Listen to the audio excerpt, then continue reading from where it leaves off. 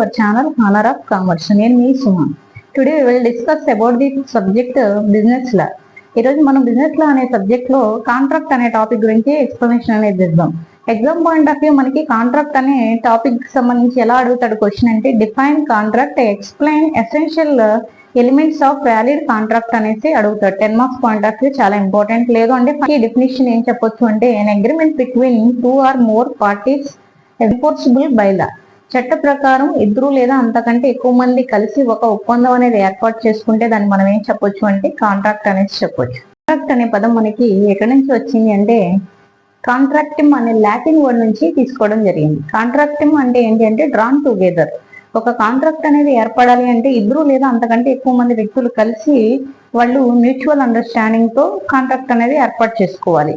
ఒక పర్సన్ లేదా ఒక పార్టీ ఏంటి అంటే ఒక ఆఫర్ అనేది లేదా ప్రపోజల్ అనేది ఇస్తే ఇంకొక పర్సన్ అంటే అదర్ పర్సన్ ఎవరైతే ఉన్నారో వాళ్ళు ఏంటంటే ఆ ఆఫర్ ని యాక్సెప్ట్ చేస్తే, ఆ ప్రపోజల్ ని యాక్సెప్ట్ చేస్తే దాన్ని మనం ఏమనొచ్చు అంటే అగ్రిమెంట్ అనేసి అనొచ్చు. ఈ అగ్రిమెంట్ అనేది ఎలా ఉండాలి అంటే ఎన్ఫోర్స్బుల్ బై లా అనేసి చెప్తున్నారు. చట్ట ప్రకారం అయి ఉండాలి. ఆ చేసే పని ఏదైతే ఉందో అది చట్ట ప్రకారంగా ఉంటేనే, లాఫుల్ గా ఉంటేనే అది కాంట్రాక్ట్ అనేది అవుతుంది. ఒకవేళ అలా లేదు అంటే అది కాంట్రాక్ట్ అవ్వదు అనేసి చెప్తున్నారు. కాంట్రాక్ట్ కి సంబంధించి డెఫినేషన్ అనేది మనం చూస్తే కనుక ఇక్కడ మనం చూస్తే ఫస్ట్ డెఫినేషన్ ఇచ్చాం. ఎన్ agreement enforceable by law is a contract అనేసి చెప్పాం.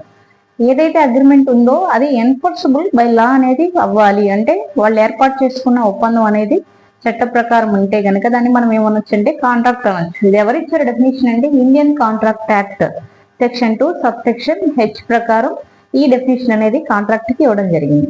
ఎందుకే అగ్రిమెంట్ అంటే ఏంటి అనేది మనం చూస్తే గనక agreement is equal to offer plus acceptance. Agreement అంటే ఏంటి అంటే ఒక ఆఫర్ అనేది ఇచ్చినప్పుడు దాన్ని యాక్సెప్ట్ చేస్తే అది అగ్రిమెంట్ అనేది అవుతుంది అనేసి చెప్పొచ్చు. మనకి ఇక్కడ కాంట్రాక్ట్ కి ఒకసారి చూస్తే agreement plus enforceable by law అనేసి చెప్తున్నాం. ఈ డెఫినేషన్ లో మనకి అదే ఉంది. Agreement plus enforceable by law అయితే అది మనం ఏం చెప్పొచ్చు అంటే కాంట్రాక్ట్ అనేసి చెప్పొచ్చు. అలాగే నెక్స్ట్ డెఫినేషన్ మనం చూస్తే every agreement and promise enforceable at law అనేసి చెప్తున్నాం. ఇది ఎవరిచ్చే డెఫినేషన్ అంటే పోలక్. పోలక్ ప్రకారం ఏంటంటే ప్రతి అగ్రిమెంట్ ఆర్ ప్రామిస్ అనేది ఎన్ఫోర్సబిలిటీ ఎట్ లా అనేది అయితే దాన్ని మనం ఏం చెప్పొచ్చు అంటే కాంట్రాక్ట్ అనేసి చెప్పొచ్చు. ఇప్పుడు నెక్స్ట్ మనం ఏం చెప్దామంటే ఎసెన్షియల్స్ ఆఫ్ వ్యాలిడ్ కాంట్రాక్ట్ అనేసి చెప్దాం. నెక్స్ట్ మనకి చూస్తే essential elements of valid contract. ఇది 10 మార్క్స్ పాయింట్ ఆఫ్ ఇంపార్టెంట్ అనమాట. మనకి క్వశ్చన్ అడుగుతాడంటే define contract, explain essential elements of valid contract అనేసి అడుగుతాడు. అప్పుడు డెఫినేషన్ మీనింగ్ రాసి తర్వాత మనకి ఈ విధంగా ఎలిమెంట్స్ అనేవి రాయాల్సి ఉంటుంది. ఇప్పుడు ఫస్ట్ వన్ చూస్తే కనుక మనకి ఏంటి అంటే అగ్రిమెంట్. కాంట్రాక్ట్ అనేది ఏర్పడాలంటే ఫస్ట్ ఏంటి అంటే అగ్రిమెంట్ అనేది కావాలి అనేసి చెప్తున్నాను. అగ్రిమెంట్ లో మనకి ఏమొస్తుంది అంటే ఇంతకుముందు చెప్పినట్లుగానే ఆఫర్ అండ్ యాక్సెప్టెన్స్. అగ్రిమెంట్ అనగానే మనకు గుర్తు రావాల్సింది ఏంటంటే ఆఫర్. వన్ పర్సన్ ఒక ఆఫర్ అనేది లేదా ఒక ప్రపోజల్ అనేది ఇచ్చినప్పుడు అదర్ పార్టీ లేదా అదర్ పర్సన్ ఎవరైతే ఉన్నారో ఆ ఆఫర్ ని యాక్సెప్ట్ చేస్తే దాన్ని ఏమనొచ్చు అంటే మనం అగ్రిమెంట్ అనేసి చెప్పొచ్చు అనమాట. ఫర్ ఎగ్జాంపుల్ గా ఏ అనే పర్సన్, బి అనే పర్సన్ ఇద్దరు ఉన్నారు.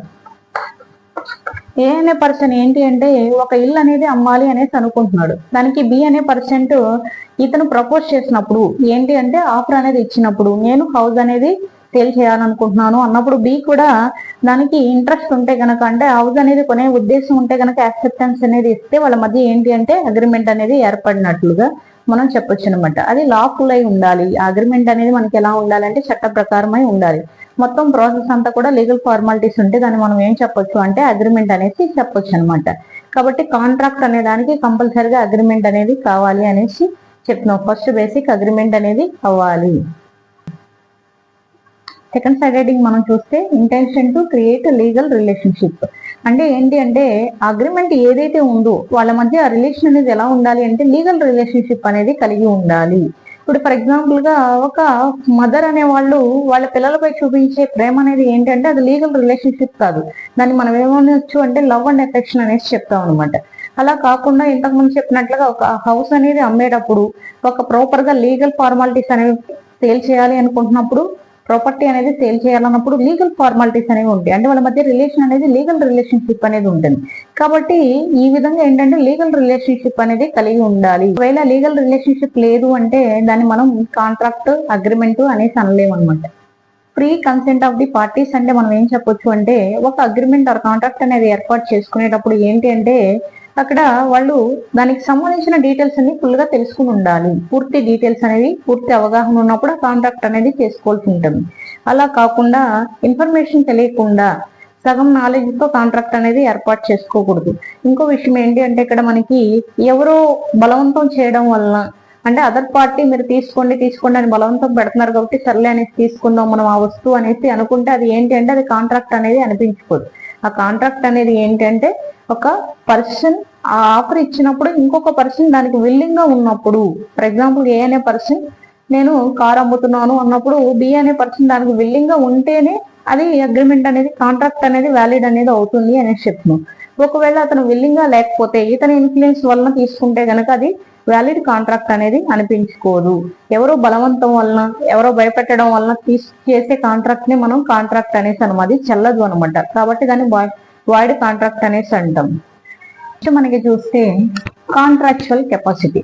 కాంట్రాక్చువల్ కెపాసిటీ అంటే ఏంటి అంటే ఇద్దరు పార్టీస్ ఏ ఎగ్జాంపుల్ గా పి అనే పర్సన్ ఆర్ అనే పర్సన్ ఇద్దరు ఉన్నారు. వీళ్ళిద్దరు కాంట్రాక్ట్ అనేది ఏర్పాటు చేసుకోవాలి అన్నప్పుడు ఒకరి ఏజ్ అనేది మేజర్ అయ్యి ఇంకొకరి ఏజ్ అనేది మైనర్ అయితే కనుక, అంటే ఒకరు వయసులో పెద్దగా ఉండి ఒకరేమి మైనర్ మెజారిటీ కూడా రాకపోతే కనుక వాళ్ళ మధ్య ఏర్పడే అగ్రిమెంట్ అనేది వాళ్ళ మధ్య ఏర్పడిన కాంట్రాక్ట్ అనేది ఏంటంటే చెల్లని కాంట్రాక్ట్ అనేది అవుతుంది. ఎందుకని అంటే మైనర్ కి కాంట్రాక్ట్ చేసే రైట్ అనేది లేదు కాబట్టి అదర్ పర్సన్ అతనికి అప్పుగా మనీ ఇచ్చినా లేకపోతే వేరే కాంట్రాక్ట్స్ ఏం చేసినా కూడా అది ఏంటంటే చెల్లని కాంట్రాక్ట్ అనేది అవుతుంది. మనం కాంట్రాక్ట్ చేయాలి అంటే కాంట్రాక్చువల్ కెపాసిటీ ఏంటంటే ఇద్దరు కూడా మేజర్ అయి ఉండాలి, ఫస్ట్ రూల్ అనమాట. కాబట్టి ఇది ఒకటి మనం ఎలిమెంట్ గా చెప్తున్నాం.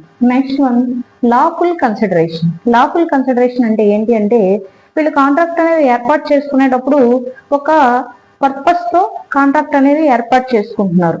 అంటే మనం కాంట్రాక్ట్ అనేది చేయడం వలన ఒక రిటర్న్ అనేది మనం చేసిన కాంట్రాక్ట్ కి దాని నుంచి రిటర్న్ అనేది ఆశించి ఏదో ఒక లాభం అనేది ఏదో ఒక ప్రతిఫలం అనేది ఆశించి కాంట్రాక్ట్ అనేది చేస్తున్నారు.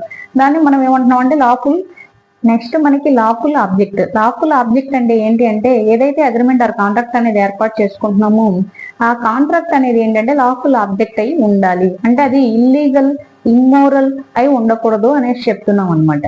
కాబట్టి దీన్ని మనం ఏమనొచ్చు అంటే లాఫుల్ ఆబ్జెక్ట్ అనేసి చెప్పొచ్చు. ఫర్ ఎగ్జాంపుల్ గా ఒక వ్యక్తికి నువ్వు దొంగతనం చెయ్యి అనేసి చెప్తే అది లాఫుల్ ఆబ్జెక్ట్ అవదు, అది ఇల్లీగల్ మనకి ఇమ్మోరల్ అనేది అవుతుంది అనేసి చెప్తున్నాం. Next certainty of terms. Contract అనేది ఏర్పాటు చేసుకోవడానికి కొన్ని టర్మ్స్ అండ్ కండిషన్స్ అనేవి ఉంటాయి. ఏంటి అంటే కాంట్రాక్ట్ అనేది ఏర్పాటు చేసుకునే ముందు అన్ని డీటెయిల్స్ అనేవి క్లియర్ గా తెలుసుకోవాల్సి ఉంటుంది. ఫర్ ఎగ్జాంపుల్ గా ఏ అనే పర్సన్ ఆయిల్ అనేది సేల్ చేయాలనుకుంటున్నారు. ఆయిల్ లో మనకి టైప్స్ అనేవి ఉన్నాయి, అంటే మంచి క్వాలిటీ తక్కువ రకం క్వాలిటీ అలా ఉంది. అప్పుడు బి అనేవాడు నేను ఆయిల్ కొంటాను అనేసి చెప్పి వాళ్ళు కాంట్రాక్ట్ ఏర్పాటు చేసుకుంటే అదేమవుతుందంటే సగం ఇన్ఫర్మేషన్ తోనే కాంట్రాక్ట్ అనేది ఏర్పాటు చేసుకుంటున్నట్లు. ఎందుకనంటే ఏ ఆయిల్ కొంటున్నాం, ఏ క్వాలిటీ బెస్ట్ క్వాలిటీనా, ఎంత అమౌంట్ ఏంటనేది కంప్లీట్ డీటెయిల్స్ కంప్లీట్ టర్మ్స్ అనేవి తెలుసుకుని ఉండాలి. అలా తెలుసుకున్నప్పుడు ఏర్పాటు చేసిన కాంట్రాక్టే మనం ఏమనొచ్చు అంటే వ్యాలిడ్ కాంట్రాక్ట్ అనేసి చెప్పొచ్చు అనమాట. నెక్స్ట్ మనకి possibility of performance. Possibility of performance అంటే ఏంటి అంటే ఒక కాంట్రాక్ట్ అనేది ఏర్పాటు చేసుకుంటున్నారు. ఏంటి అంటే ఇద్దరు వ్యక్తులు కలిసి మనం బిల్డింగ్ అనేది ఏర్పాటు చేయాలి, బిల్డింగ్ నిర్మించాలి అనేసి అనుకుంటున్నప్పుడు వాళ్ళిద్దరే కాకుండా రిమైనింగ్ వర్కర్స్ ని కూడా పెట్టుకుని వర్క్ అనేది చేస్తే అక్కడ కన్స్ట్రక్షన్ అనేది జరుగుతుంది. అలా కాకుండా చేయలేనివి ఇంపాసిబుల్ అయిన వాటిని చేద్దాము అని కాంట్రాక్ట్ ఏర్పాటు చేసుకుంటే అది ఏంటంటే వాయిడ్ కాంట్రాక్ట్, అంటే చల్లని కాంట్రాక్ట్ అవుతుంది తప్ప వ్యాలిడ్ కాంట్రాక్ట్ అనేది అవ్వదు అనేసి చెప్తున్నాం అనమాట. కాబట్టి ఏంటంటే పాసిబిలిటీ ఉన్న టర్మ్స్ ఏవైతే ఉన్నాయో పాసిబిలిటీ ఉన్న అవకాశాలు ఉన్న వాటిని వీళ్ళు కాంట్రాక్ట్ గా ఏర్పాటు చేసుకోవాల్సి ఉంటుంది. నెక్స్ట్ మనకి ఏంటి అంటే నాట్ డిక్లేర్ టు వైడ్. అంటే ఏంటి అంటే కాంట్రాక్ట్ అనేది మనం ఏర్పాటు చేసుకునేటప్పుడు అది వ్యాలిడ్ కాంట్రాక్ట్ అవ్వాలి అంటే ముందుగా మొత్తం ఏంటంటే క్లియర్ గా కంప్లీట్ డీటెయిల్స్ అనేవి డిక్లరేషన్ అనేది క్లియర్ గా ఉండాలి. అలా కాకుండా అంటే కంప్లీట్ గా ఏదైతే ఒక వ్యక్తి ఆఫర్ చేస్తున్నారో దాన్ని ఇంకొక వ్యక్తి అన్ని డీటెయిల్స్ తెలుసుకుని దానికి యాక్సెప్టెన్స్ అనేది ఇచ్చినప్పుడు అక్కడ అగ్రిమెంట్ ఏర్పడి అది లీగల్ గా ఉంటే లాఫుల్ గా ఉంటే అది కాంట్రాక్ట్ అనేది అవుతుంది. అలా కాకుండా కంప్లీట్ డీటెయిల్స్ తెలియకుండా దాని డిక్లరేషన్ అనేది ఓకే అని చెప్పేసి సైన్ చేస్తే అది ఏమవుతుందంటే వైడ్ కాంట్రాక్ట్ అనేది అవుతుంది అనేసి మనం చెప్పొచ్చు. Next legal formalities. Legal formalities అంటే ఏంటంటే ఈ కాంట్రాక్ట్ అనేది ఏర్పాటు చేసుకున్నారు. ఫర్ ఎగ్జాంపుల్ గా ల్యాండ్ అనేది కొనుక్కోవాలనుకుంటున్నారు ఒక పర్సన్ ఇంకొక పర్సన్ దగ్గర. దానికి సంబంధించిన లీగల్ ఫార్మాలిటీస్ అన్ని కూడా కంప్లీట్ చేయాల్సి ఉంటుంది. అంటే ల్యాండ్ అనేది రిజిస్ట్రేషన్, మిగిలిన ప్రాసెస్ అంతా కూడా ఒక వ్యక్తి నుంచి ఇంకో వ్యక్తికి ట్రాన్స్ఫర్ అయినట్లుగా మొత్తం డాక్యుమెంట్స్ అన్ని కూడా ప్రాపర్ గా ఉండాలి. అప్పుడు మనకి ఏమవుతుందంటే వ్యాలిడ్ కాంట్రాక్ట్ అవుతుంది. అలా కాకుండా మొత్తం డీటెయిల్స్ అనేవి కరెక్ట్ గా లేక లీగల్ ఫార్మాలిటీస్ అనేవి కంప్లీట్ చేయకుండా కాంట్రాక్ట్ అనేది ఏర్పాటు చేస్తే మనం దాన్ని ఏం చెప్పొచ్చు అంటే వ్యాలిడ్ కాంట్రాక్ట్ అనేసి అనలేము. దాన్ని మనం ఏమనొచ్చు అంటే వైడ్ కాంట్రాక్ట్ అనేసి చెప్పొచ్చు. Essential elements of valid contract అంటే ఈ 10 సైడ్ హెడ్డింగ్స్ రాయాల్సి ఉంటుంది. ఒక్కొక్కసారి వీటిలో కొన్ని సబ్ పాయింట్స్ అనేవి ఏవైతే ఉన్నవి ఒక్కోసారి మనల్ని ఏమని అడుగుతాడంటే 5 మార్క్స్ లో అగ్రిమెంట్ అంటే ఏంటి, తర్వాత pre consent of the parties అంటే ఏంటి అనేసి సైడ్ హెడ్డింగ్స్ 5 మార్క్స్ లో కూడా అడిగే ఛాన్స్ ఉంది. 10 మార్క్స్ పాయింట్ ఆఫ్ వ్యూ మనకి ఫస్ట్ యూనిట్ నుంచి ఈ క్వశ్చన్ చాలా ఇంపార్టెంట్ అనేసి చెప్పొచ్చు అనమాట. ఐ హోప్ మీకు వీడియో నచ్చింది అనుకుంటున్నాను. నచ్చితే లైక్ చేయండి, షేర్ చేయండి, సబ్స్క్రైబ్ చేయండి. మీ ఫ్రెండ్స్ కి షేర్ చేయడం ద్వారా మరింత ఎక్కువ మందికి ఈ ఇన్ఫర్మేషన్ అనేది యూజ్ అయ్యే అవకాశం అనేది ఉంటుంది.